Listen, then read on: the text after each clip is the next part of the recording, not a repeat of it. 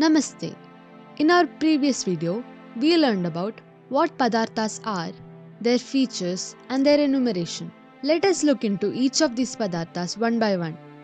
In this video, we will discuss the foremost padartha, dravya.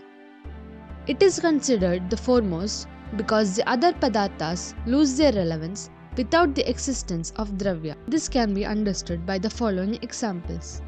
Consider a rose. It is a dravya. One of its gunas or attributes is its sweet scent.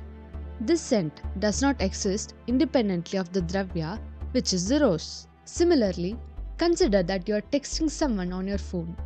This karma or action of texting is dependent on the dravya, which is the phone. Texting becomes irrelevant when the phone ceases to exist.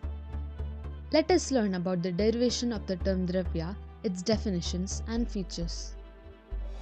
Simply Ayurveda is an initiative to explore and share the concepts of the vast science of Ayurveda in an easy manner. Consider subscribing to our channel and follow us on Instagram and Facebook. The term dravya is derived from the combination of dhru dhatu with yat pratyaya, which means to change or to move. That is, dravya is the basis of change in any padartha. Dravati gacchati parinamam abhikshnamiti dravyam.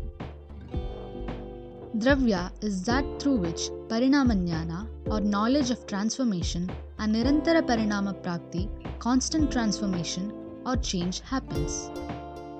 Dravati gacchati samyoga viyoga iti dravyam. The combination of anus result in the creation of various entities in the universe. Their dissolution causes the return of the entities to their original state of anu. That which contains these changes of combination and disintegration is called dravya. Its definition in Charaka Samhita is as follows. Yatrashritaha karma gunaha karanam samavayi yattat dravyam. Dravya is that on which guna and karma depend upon.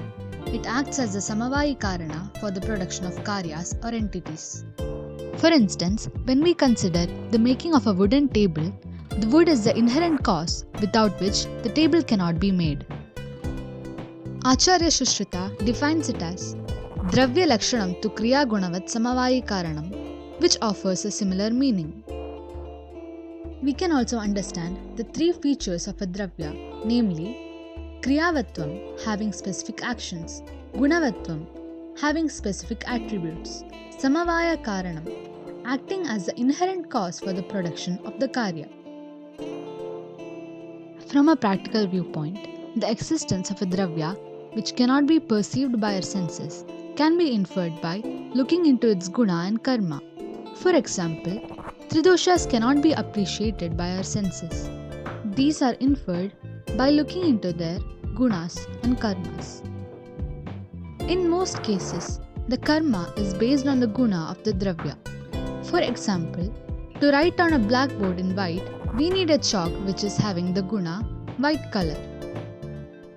We must understand that even though dravya is literally translated as substance in most contexts, it is important for students to visualize it in terms of its definitions and features in their minds.